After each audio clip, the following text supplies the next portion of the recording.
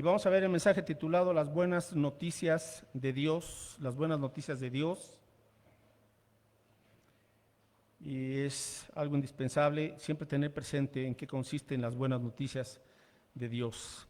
Vamos a orar y luego damos inicio en esta tarde. Gracias te damos, Padre Santo, por la vida, por la salud que tú nos concedes, porque tú nos cuidas, Señor, eres soberano, Dios Todopoderoso, quien tiene bajo su control todas las cosas. Y con esa confianza, Señor, es que caminamos delante de ti, porque nos hemos amparado, Señor, bajo tus alas. Gracias por el privilegio de podernos reunir, congregar y exaltar tu nombre, Señor, y confiar en tu sabiduría, en tu poder, Señor, en tu grandeza. Gracias por tu palabra, gracias porque podemos tener este tiempo de alabanza a través de estos cantos, a través de la oración, a través del mensaje de tu palabra y del compañerismo cristiano. Señor, rogamos también que perdones toda ofensa y que tu Espíritu Santo tome el control de toda nuestra vida, de tal manera, Señor, que podamos reflejar fielmente el carácter de Jesucristo, tu Hijo. Te lo rogamos todo esto con el perdón de nuestras ofensas. Amén, Señor. Bueno, las buenas noticias de Dios, y tenemos que recordarlas, no solamente recordarlas, sino también ver el efecto que las buenas noticias de Dios nos dan. Bueno, al estudiar este libro de Ruth, mis hermanos, vimos una familia de Israel, en el tiempo de la época de los jueces, quienes se enfrentaron a una crisis, una hambruna, y Elimelech pues toma una decisión apresurada, ¿verdad? Una decisión quizás en su desesperación por ver por su familia para que pudieran comer. Sin embargo, él se movió y no debió de haberse movido de Judá, de Belén, ¿verdad? Recuerden que Belén, ¿qué significa? Casa de pan. Entonces, tomó una decisión equivocada en su apresuramiento, en su desesperación y en su incredulidad, y se va con su esposa Noemí y con sus 2 hijos a los campos de Moab. Recordemos que Moab era un pueblo enemigo de Israel, y pues Dios no permitía que ellos estuvieran mezclándose con los israelitas, y lo que hace Elimelech es, se van con su familia precisamente a los campos de Moab.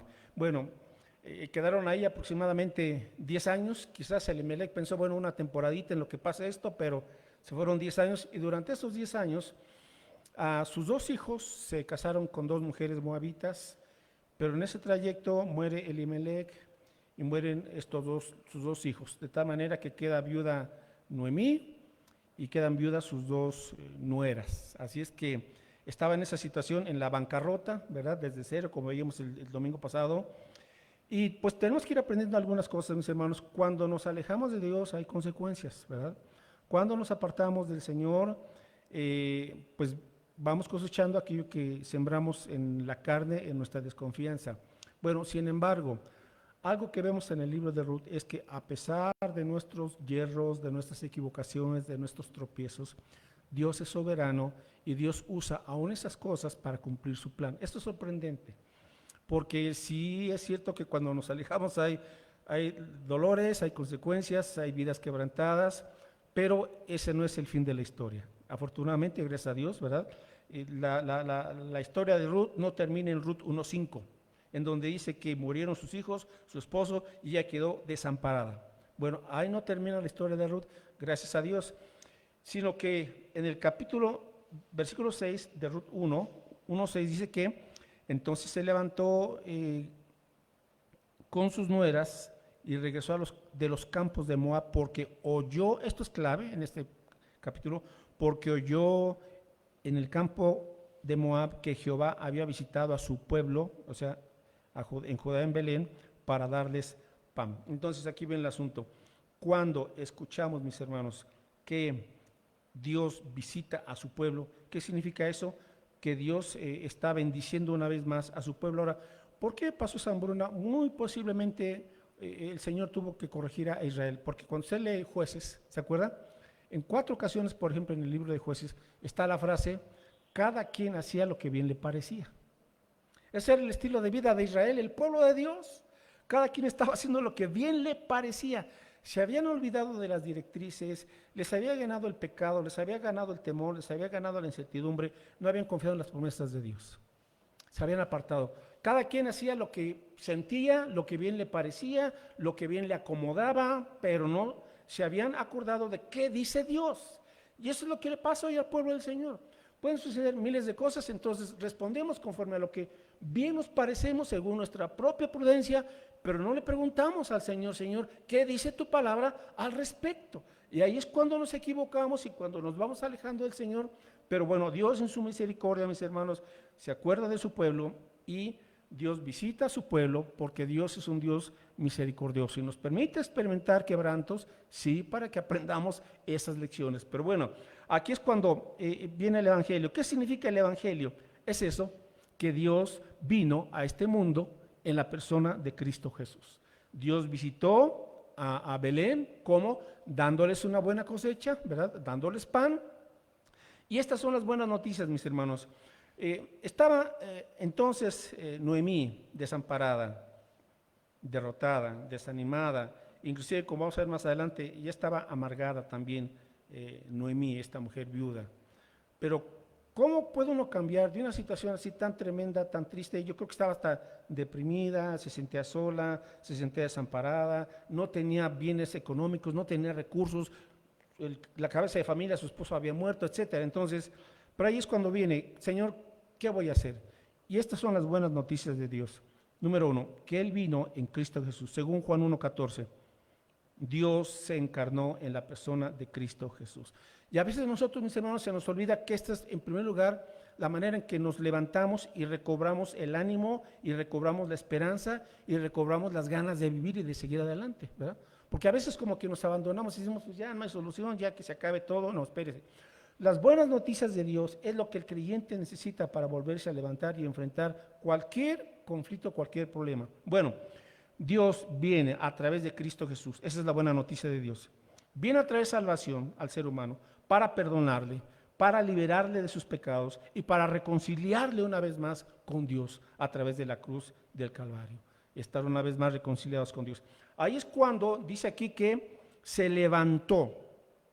Se levantó. Esto es muy importante. Que a veces en nuestra carga de problemas y de conflictos y de lo que está a nuestro alrededor, nos sentamos ahí, ¿verdad? Pero Noemí lo que hace es se levantó. ¿Por qué? Porque cuando ella escucha las buenas noticias de Dios, ¿qué es lo que va a hacer que una persona se levante, mis queridos hermanos? Escuchar las buenas noticias de Dios. Que Dios, a pesar de lo que hayamos hecho, Él nos ama, quiere perdonarnos y quiere darnos una vida diferente. Eso es lo que tenemos que creer.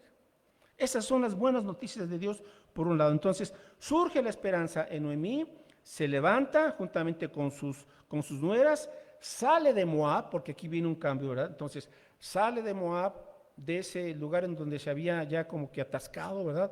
Sale y emprende una dirección diferente. Regresa, no a un lugar nuevo, regresa a las bases, a los fundamentos. Hermanos, lo que a veces necesitamos, ¿sabe qué? No es algo nuevo, una nueva idea, una nueva filosofía, un nuevo movimiento. Necesitamos regresar a los fundamentos, a las bases. Ese es el punto. ¿A dónde fue Noemí? Pues no fue a Egipto, no fue a otra tierra, regresó a Belén, porque ahí estaba la presencia de Dios. Entonces, tenemos, mis hermanos, no que andar buscando una nueva moda de autosuperación personal, de autoayuda, de ver cómo cambia nuestra forma de pensar. Vamos al Evangelio, las buenas noticias de Dios, porque dice la Escritura, el Evangelio es poder de Dios para salvación, y salvación implica toda la vida, mis hermanos, no nada más lo espiritual. Es un poder que nos levanta para caminar con gozo y con poder y con valor. Bueno, entonces, las buenas noticias, Dios viene en la persona de Cristo y habitó entre nosotros. Seguimos. ¿Qué más significan estas buenas noticias? Vamos a Ruth capítulo 2, verso 1. Dice aquí que cuando ellas regresan, entonces, tenía Noemí un pariente de su marido, ¿verdad? De Elimelech, dice, hombre rico, aquí lo describe como rico de la familia de Elimelech, el cual se llamaba, ¿cómo? Boz. Ahora, recuerden que aquí tenemos algunas figuras o tipos. Es decir, Noemí representa a Israel. Ruth representa a la iglesia. Y Boz, este nuevo personaje, pariente de Elimelech, representa a Cristo Jesús. Representa a Cristo. Entonces, Vos significa en él hay fuerza, en él hay fuerza. ¿Se acuerda qué significa el nombre de Noemí? Agradable, placentera, pero ahora estaba toda amargadita. ¿Se acuerda qué significa el nombre de Ruth? La que edifica. Entonces, es interesante ver estos significados de sus nombres. Ok, nos encontramos entonces aquí con el segundo punto de, bueno, ¿cuáles son las buenas noticias de Dios? Que hay un redentor, un único redentor, ¿verdad? Y aquí había una ley en la antigüedad en donde, por ejemplo, si una mujer se quedaba viuda, no tenía hijos, se aplicaba una ley que se llamaba el levirato o redimir, un redentor, es decir, si una mujer quedaba viuda, moría su esposo y no tenía hijos, entonces un cuñado, un pariente, podía casarse con ella para que tuviera descendencia, de tal manera que no perdiera sus pertenencias y no perdiera tampoco su nombre. Era una ley que aplicaba en aquel tiempo. Entonces, Boz era pariente de Noemí, y en este caso, como vamos a ver más adelante, pues Boz era el siguiente pretendiente, quien podía ocupar el lugar del esposo que había fallecido de esta Ruth. Bueno, estamos adelantando un poquito eso, pero el punto es, hay un redentor, es Boz, un hombre rico, un pariente rico. Ahora, vamos a darle una aplicación a nuestra vida, mis hermanos. Las buenas noticias de Dios es que Cristo Jesús vino a rescatarnos y nos compró con su sangre preciosa. El redentor, para poder ayudar a la viuda, tenía que tener los recursos. Cristo tiene los recursos. Su vida perfecta en la cruz es lo que nos permite, su vida perfecta en obediencia al Padre y su muerte en la cruz y su resurrección es lo que nos permite ahora tener una vida nueva, una vida salva, una vida que camina con Dios, porque Él es nuestro Redentor. Es decir, no nos salvamos por nuestros méritos, por nuestras obras, nos salvamos por la obra de Cristo y porque Él pagó con su sangre para perdonarnos, para rescatarnos. Bien, Ruth capítulo 2, en los versos 8 en adelante, después de que llegan ellas y se instalan una vez más en Belén, bueno, pues Ruth se mueve y va a los campos, concretamente va a un campo, y ella no sabía de quién era este campo, y da la casualidad, entre comillas, ¿verdad? Que no es casualidad, de que ese campo pertenecía a Boz, ¿verdad? Entonces, no hay casualidades, mis hermanos, y aquí vemos en Ruth lo que se llama la providencia de Dios, la providencia de Dios, es decir, Dios gobernando, Dios controlando, Dios dirigiendo las situaciones para que se cumplan sus propósitos. Entonces, las buenas noticias consiste en que cuando Boz se entera que en uno de sus campos estaba esta mujer joven llamada Noemí, ¿verdad? Él la ve y sin duda alguna, pues al verla quizás se enamoró, quizás fue un flechazo y un amor a primera vista, ¿verdad? No sabemos, pero bueno, le cayó bien, halló gracia delante de sus ojos y lo que hace Boz es decirle, puedes espigar, puedes cosechar en mis campos, y no solamente eso, sino voy a hacer que te den comida y que nadie te esté molestando y que tengas todo lo suficiente, porque he visto cómo te has comportado con tu suegra. Entonces, Ruth, halla gracia delante de vos. Ahora, ¿cuáles son las buenas nuevas, mis hermanos? Que en Cristo Jesús, usted y yo hemos hallado gracia para con el Padre, y una gracia abundante. Recuerde, Ruth era moabita, era extranjera, ella no podía estar en el pueblo de Israel. ¿Por qué se permitió esto? A esto sabe cómo se le llama gracia. Usted y yo éramos extranjeros, estábamos en enemistad con Dios, y a pesar de lo que habíamos hecho contra Dios, Dios nos miró con ojos de gracia, con ojos de gracia. No porque éramos muy buenos, muy inteligentes o muy atractivos, nada. Por la pura gracia de Dios, Dios nos dijo, te voy a perdonar, te voy a dar la salvación, y nos llamó a sí mismo, por su amor. Eso es gracia, ¿sí? Eso es gracia. ¿Y quién estaba buscando a Dios? Muchas veces estábamos de indiferentes, amando el mundo, amando el pecado, con muchas otras cosas, ¿verdad? Pero fue Dios quien tomó la iniciativa y nos buscó. Yo me acuerdo cuando conocí a Cristo, tenía por ahí de 17, 18 años, en plena juventud, y aunque yo me sentía vacío, pero yo en realidad no estaba buscando a Dios, esa es la verdad. Pero Dios usó a mi abuelita, ¿verdad? La mamá de mi papá, Y ella asistió a una iglesia cristiana y ella me compartió el evangelio y ella me explicó y ese fue el camino que usó Dios. Yo no lo estaba buscando él, pero él me buscó y por su gracia conocí a Cristo y Ruth no fue rechazada.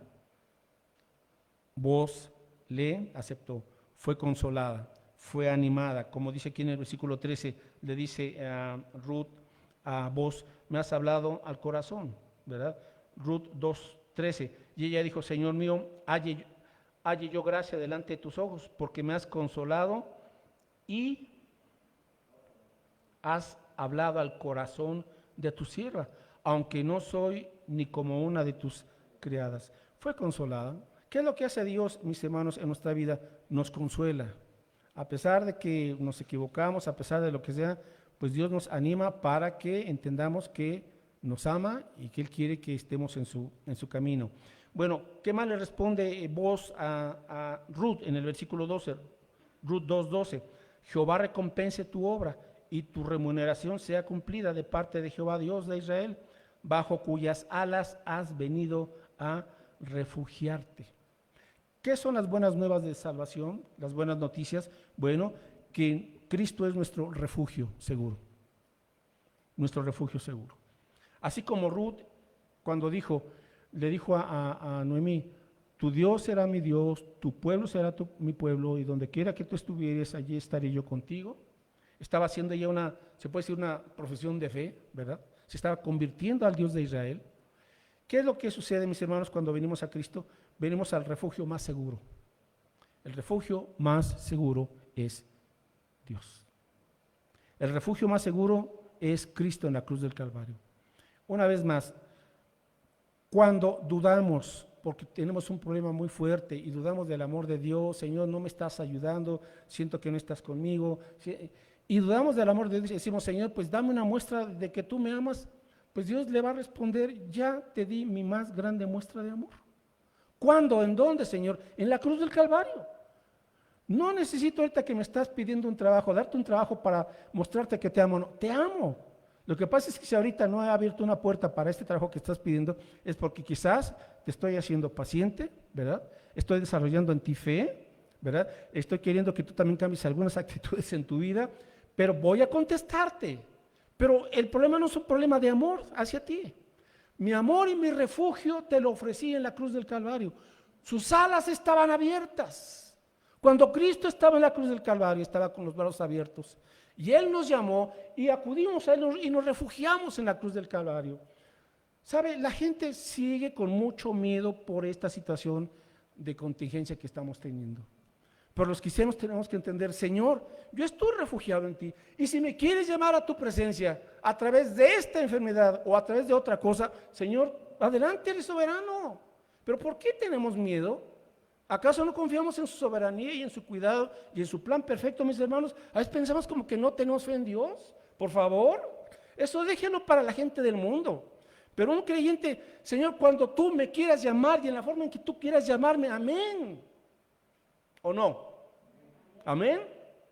No se escucha ese amén, que es que están así como que medio dudosos. Mis hermanos, Dios es soberano, Él controla todo. Él sabe cuánto tiempo usted va a vivir, ni un minuto más, ni un minuto menos, punto. Y sabe de qué manera nos va a llamar. Quizás estamos dormiditos, muy tranquilos, y nos llama el Señor en ese momento. Qué bueno, como le llaman el sueño dorado, ¿verdad? O la muerte dorada, pues, amén. Y si nos llamó de otra forma, Él es soberano. Y si Cristo viene antes y nos llama sin morir, pues qué bueno, gloria a Dios. Pero ese es el punto. Estamos bajo el refugio de Cristo a través de la cruz del Calvario. Hemos venido a ampararnos bajo sus alas, mis hermanos. Así es que es la protección que Dios nos da. Salmo 36:7, por favor. Y dice aquí lo siguiente. Cuán preciosa, oh Dios, es tu misericordia. ¿Por qué vivimos con tanta incertidumbre o temor? Porque dudamos de su misericordia. Misericordia es el bien que Dios nos hace, aunque no lo merezcamos. Cuán preciosa, oh Dios, es tu misericordia. Por eso los hijos de los hombres se amparan bajo la sombra de tus alas. ¿Qué le parece? Bajo las sombras de tus alas. Verso 8. Serán completamente saciados de la grosura de tu casa. Qué importante es que la iglesia se vuelva a congregar hallaremos esa abundancia de gozo, de paz, cuando como iglesia estemos una vez más congregados. Yo sé que esto va a llevar tiempo, mis hermanos, y no queremos apresurar a nadie, pero la iglesia es esencial. La reunión, la vida de la iglesia. Sí estamos entendiendo los tiempos, somos prudentes, pero Dios por eso estableció su iglesia, para que los unos a los otros nos ministremos, oremos y estemos ayudándonos y apoyándonos en todo tiempo, no nada más en estos tiempos especiales, sino en todo tiempo, porque somos el cuerpo de Cristo. Entonces, vos le dice, has venido a refugiarte bajo las alas del Altísimo, del Todopoderoso. Entonces, adelante.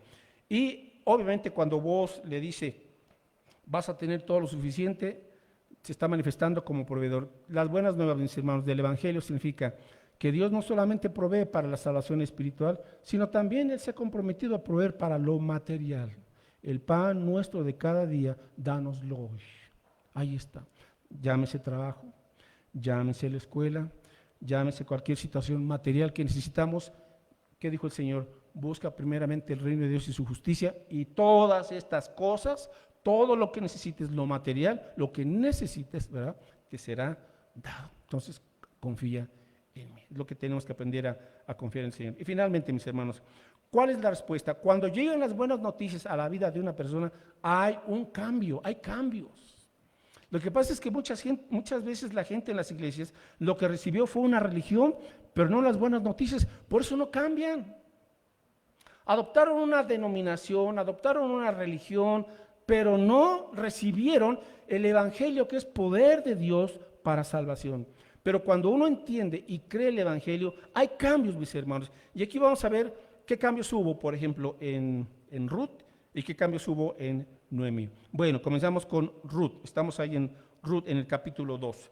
¿Y qué cambios hubo, por ejemplo, en la vida de Ruth? Bueno, en Ruth 2:2 dice que Ruth la moabita le dijo a su suegra Noemí, te ruego que me dejes ir al campo. ¿A dónde? Al campo, y recoger espigas en pos de aquel a cuyos ojos hallare gracia. Y ella le respondió, ve, hija mía. Entonces, verso 3, fue pues, y llegando espigó en el campo en pos de los segadores, y aconteció, etcétera, etcétera. Ok, entonces, mis hermanos, ¿qué hubo en Ruth? ¿Qué cambios? Recuerde que ella venía de un pueblo, el pueblo de Moab, un pueblo con muchos ídolos. Y uno de esos ídolos, ¿se acuerda usted cuál era? Era un ídolo llamado Quemos, o Moloch, al cual le ofrecían en sacrificio vivo a los niños, a los pequeñitos. Y lo ponían así, por dentro tenía carbón y fuego, esa imagen, ese ídolo, y ponía ahí a los bebés, a los niños. Ardían. Ese era uno de sus dioses. Entonces, a saber qué costumbres y qué prácticas tenía Ruth, pero cuando ella viene al conocimiento del Dios de Israel, del Dios verdadero, ella comienza a tener un cambio en su carácter. Y vamos a ver aquí algunos cambios en su carácter. Por ejemplo, aquí vemos a una mujer que se sujeta, ¿sí? Sujeción. Entonces, ¿por qué ella no se puso aquí a ver, Noemí, tú te vas a quedar ahí sentadota? No. Dice, permíteme ir a trabajar allá al campo. Entonces, Ruth era una mujer que se sujetaba ahora a la autoridad de su suegra. Ahora, a ver, mis hermanas, que son nueras, ¿se sujeta usted a su suegra? Es difícil, ¿verdad? Pero no imposible. Bueno, a la suegra les preguntamos, ¿y cómo es su nuera? Y quién sabe cómo contesta, ¿verdad? Bueno, es difícil esas situaciones, pero el punto aquí es que Ruth era una mujer que aprendió a sujetarse. Luego, era una mujer humilde. Vimos, mis hermanos, hay algo que Dios tiene que desarrollar y tiene que trabajar mucho en nosotros, y se llama la humildad. Un creyente humilde va a ser una persona enseñable, moldeable y disponible. Insisto, repito, la humildad le permite a uno ser enseñable, moldeable y disponible.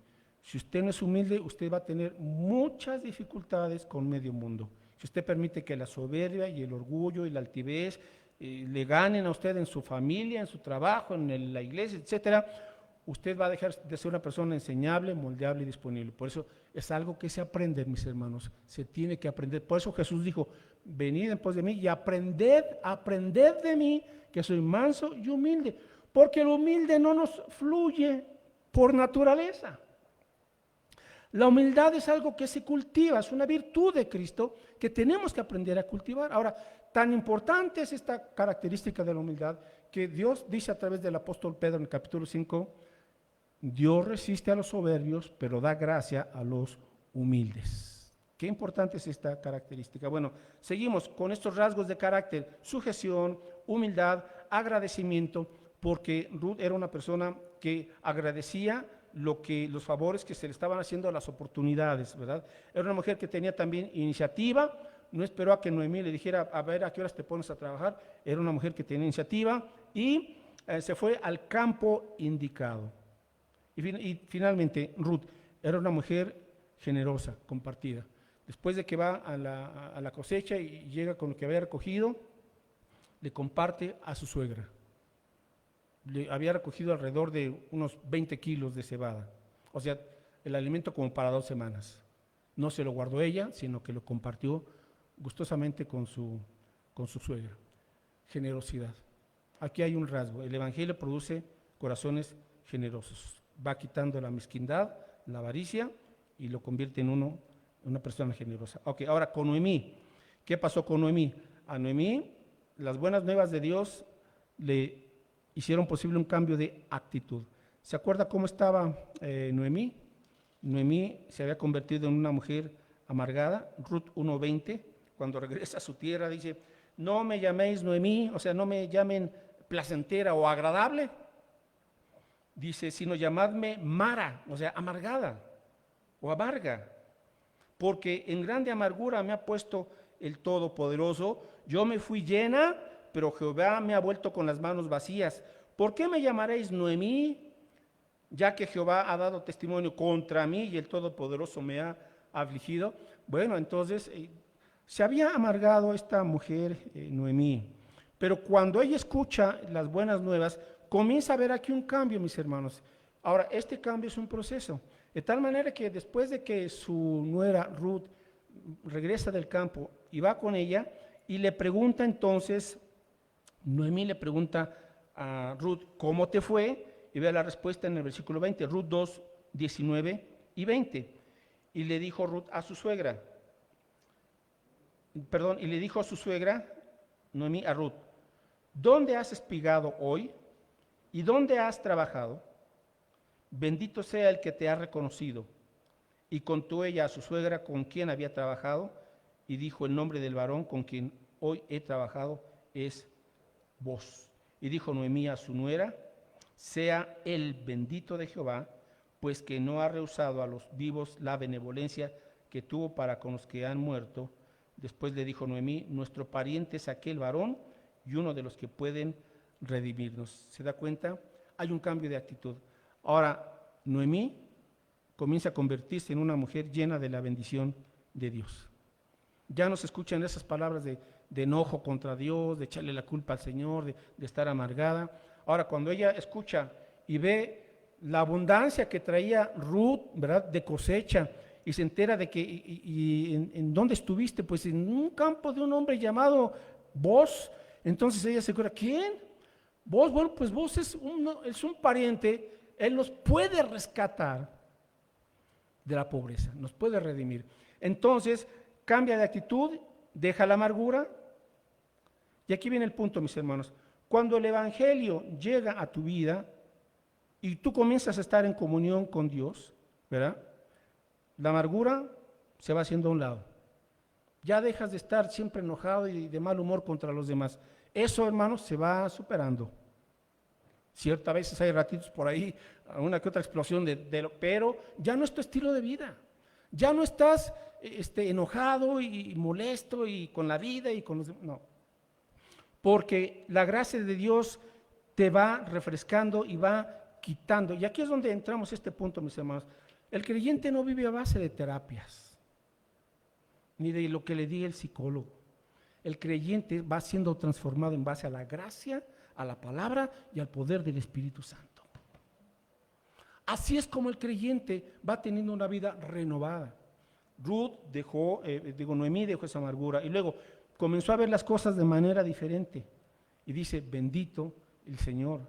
Es ahora agradecida y Noemí comienza a bendecir y a alabar el nombre de Dios. Déjeme preguntarle, ¿con qué frecuencia usted bendice y alaba el nombre de Dios? ¿Con qué frecuencia? ¿Cuáles son sus expresiones más constantes durante un día, por ejemplo? ¿Está siempre con que, y gruñendo, o está alabando y bendiciendo el nombre de Dios? Francamente, ahí usted se da cuenta de cómo está su comunión con Dios y el efecto que está haciendo el Evangelio. Si estamos viviendo en el Evangelio, en las buenas noticias de Dios y confiamos en el Señor, mis hermanos, vamos cambiando estas actitudes y ya dejamos de vivir en esa amargura y comenzamos a vivir en comunión con Dios y a alabarlo y a ver la vida de manera diferente, como Dios la ve. Ok, y finalmente, va la aplicación para nosotros, esta aplicación. Si nosotros somos representados aquí por Ruth, porque Ruth representa a la iglesia, Boaz le dice a Ruth, capítulo 2, versículo 9. ¿Y qué le dice Boaz a Ruth? Mira bien el campo que sieguen y síguelas, porque yo he mandado a los criados que no te molesten, y cuando tengas sed, ve a las vasijas y bebe del agua que sacan los criados. Entonces, ¿qué es lo que le dice? Ve al campo y ponte a trabajar. Y sigue a las otras muchachas, ¿verdad? Que están en la espiga, que están espigando, que están en la siega. Síguelas. Y capítulo 2, versículo 21. Aquí vemos también lo que le dice su suegra, Noemí, le dice a Ruth, además de esto me ha dicho, júntate con mis criadas hasta que hayan acabado toda mi siega. O sea, no dejes el campo. ¿Cuánto tenían que estar ahí? Unos 2 o 3 meses, que es lo que duraba la cosecha o la siega de cebada y de trigo. No te vayas, ¿verdad? O sea, no abandones el campo, no andes en otros campos. Aquí hay suficiente. Y en esa temporada, quédate ahí. Verso 22. Y Noemí respondió a Ruth, su nuera, mejor es, hija mía, que salgas con sus criadas y no te encuentren en otro campo. Estuvo pues junto con las criadas de Boaz, espigando hasta que se acabó la siega de la cebada y la del trigo, y vivía con su suegra. Ok, ahora, ¿cuál es la palabra para nosotros? Iglesia, es esa. Quédate en el campo. ¿Dónde está la bendición, mis hermanos? En el campo. Ahora, ¿qué es el campo? Bueno, el campo es una forma de decir, en otras palabras, la obra de Dios. La obra de Dios. Ahora, aquí le va y ya casi concluyo. La obra de Dios está en su trabajo. Dios le puso a usted ahí en esa empresa, ahí en esas oficinas, ahí en ese lugar, en ese ambiente, porque Dios quiere que usted ahí comparte el Evangelio. Eso es estar en el campo, mis hermanos. Mostrar el Evangelio, compartirles el Evangelio. Usted no los va a convertir, es el Espíritu Santo quien los convierte, pero usted sí tiene que estar con la gente y explicarles el Evangelio y amarles. ¿Dónde es el campo? Su casa. Su casa es el campo. Ahí usted tiene que vivir el Evangelio, compartir de Cristo, que su esposo, que quizás no es cristiano, pues que vea su buen testimonio. O su esposa quizás no es cristiana, que vea su buen testimonio. O quizás no todos sus hijos se han convertido, bueno, usted muéstreles el Evangelio de Cristo. O sea, su casa también es su campo. Jóvenes o quienes están en la escuela es el campo también. Ahí Dios te puso con ciertos amigos, con ciertas amigas, con ciertos maestros, para que tú des un buen testimonio del Evangelio. ¿Y qué es lo que nos dice entonces el Señor? No te vayas a otros campos, o sea, no te vayas al campo de Moab, no te vayas al mundo, porque el mundo te va a seducir, te va a presentar muchas cosas atractivas, a fin de que dejes la obra de Dios en donde estás sirviendo al Señor y te distraigas y te vayas en otras ocupaciones y dejes la tarea para la cual te he dejado aquí. Quédate en el campo hasta que se complete la cosecha. Ahora, ¿qué dijo Jesús? Y ya con esto termino. En Juan 4:35. Juan 4:35, ¿qué le dijo Jesús a sus discípulos? Y Él les dice, alzad vuestros ojos y mirad los campos, porque ya están blancos para la cosecha. Juan 4:35, dice aquí el Señor Jesucristo a sus discípulos, ¿no decís vosotros, aún faltan 4 meses para que llegue la siega? He aquí os digo, alzad vuestros ojos y mirad los campos, porque ya están blancos para la cosecha, ya están listos. Mis hermanos, yo siento que ahora con toda esta situación nos hemos distraído y se nos ha absorbido toda la emoción, el pensamiento y todo en la problemática. Y muchos creyentes han dejado de cosechar. No, hermanos, esto no debe ser así. Dios quiere que aún a través de esta contingencia la estemos usando para compartir la esperanza en Cristo Jesús, mis hermanos. Usted tiene que decir, Señor, muéstrame cómo, ¿verdad? Enviando un WhatsApp, un versículo. Ahora, yo les he compartido con algunos de ustedes algunas predicaciones, algunos sermones, etcétera. Compártanos también con sus amigos, con sus familiares, con sus conocidos. Esa es una forma también de evangelizar, mis hermanos. O sea, tenemos que ser creativos. Invite a alguien a su casa. Está bien que dice a 1,5 metros, denle una tacita de café. O sea, pero tenemos que ser creativos, mis hermanos. Y no ser de los que buscan un problema para cada solución. Búsquele una solución a cada problema. Que no se nos cierre el mundo, por favor. Dios dice, continúa compartiendo de Cristo, discipula hasta que termine la cosecha. ¿Y cuándo terminará? Bueno, pues en un sentido cuando Cristo venga por nosotros. Mientras tanto, mis hermanos, hay mucho que cosechar. Ahora, que Dios nos ayude, que Dios nos proteja, que Dios nos cuide, claro que sí, pero que Dios nos use, mis hermanos. La bendición está en la obra, en la obra. Cuando usted está sirviendo al Señor, mis hermanos, ahí hay bendición. Cuando usted se retira de la obra del Señor, usted se va a quedar con las manos vacías y se va a quedar a merced de muchas cosas. Pero cuando usted está en el campo de voz, en el campo de Cristo, Él ve por usted. Y usted saldrá rebosando con las bendiciones del Señor, porque así es el Señor, porque Él es generoso, porque Él es bueno y porque Él es bondadoso. Amén. Oramos. Gracias, Padre, te damos por tu palabra. Gracias, Señor, por las buenas noticias que tú nos das, a través de las cuales nos muestras tu amor, nos muestras tu presencia, Señor, que no estamos solos, que no estamos abandonados, Señor, a merced de las incertidumbres e inclemencias de este mundo. Estamos, Señor, bajo tus alas, bajo tu cuidado directo día a día, Padre Santo. Porque así eres tú, un Padre poderoso y un Padre bueno, que dio a Cristo Jesús en la cruz del Calvario, a fin de rescatarnos, a fin, Señor, de que nuestros pecados sean perdonados y a fin de que podamos, Señor, glorificarte, adorarte, alabarte y bendecir tu nombre, porque grandes son tus obras, porque tú eres grande en misericordia, en bondad, en fidelidad, Padre Santo. Gracias porque nos permite, Señor, esta oportunidad de disponer este tiempo, de congregarnos. Los que estamos aquí lo hacemos con alegría, Señor, con esperanza, con regocijo, con gratitud, Señor, porque aprovechamos este tiempo. El día de mañana, Señor, no sabemos qué vendrá, pero lo que hoy tú nos permites, lo aprovechamos, Señor, y te damos las gracias por ello. Y mientras tú nos concedas la vida, Señor, permítenos estar activos en el campo, en tu obra, donde tú nos has llamado y colocado, para que seamos un testimonio vivo de tu presencia, del amor de Cristo, de tu gozo, de tu esperanza, de tu fortaleza, de tu perdón, de tu guía y de tu sabiduría. Señor, bendícenos. Sé con todos los aquí presentes, con todas las familias que están aquí representadas, Padre Santo. Oramos por las necesidades de los que estamos aquí, que tú nos ayudes a salir adelante. Señor, que quites de nuestras vidas cualquier temor, cualquier duda, cualquier incertidumbre, y que nos llene, Señor, el poder de tu Espíritu Santo, porque tú no nos has dado espíritu de cobardía, sino de poder, de amor y de dominio propio. Porque tu perfecto amor echa fuera el temor de nuestra vida, Señor. Gracias por ello, y Señor, que nos regocijemos en las buenas noticias, en que a pesar de que tengamos aflicción en este mundo, tú nos has dicho, Señor Jesús, confiad en ti, Señor, porque tú has vencido todas las vicisitudes de este mundo.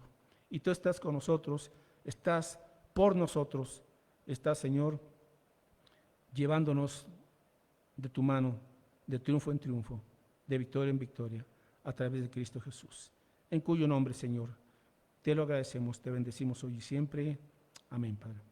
Amén. Bien, hermanos, pues seguimos adorando y exaltando el nombre de nuestro Dios. y lo vamos a hacer a través de nuestras ofrendas, diezmos y ofrendas. Así es que vamos a dar el tiempo a los hermanos que pasen al frente. Los hermanos que están en casa, pues pueden ofrendar, ya sabe usted, ahí tenemos la cuenta de banco de la iglesia, o puede hacerlo en Oxxo, en la farmacia Guadalajara, pero ojalá que podamos también ser fieles y agradecidos con nuestro Señor y podamos confiar en las promesas que Él nos ha dado. Pues vamos a orar, mis hermanos, y entonces levantamos nuestras ofrendas.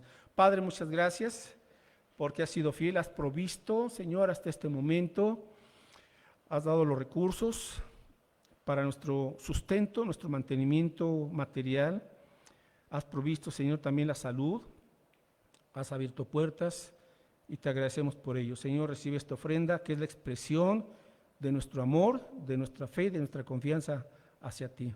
Señor, bendice estos diezmos y ofrendas y que se sigan usando, Señor, sabiamente en el extendimiento de tu reino.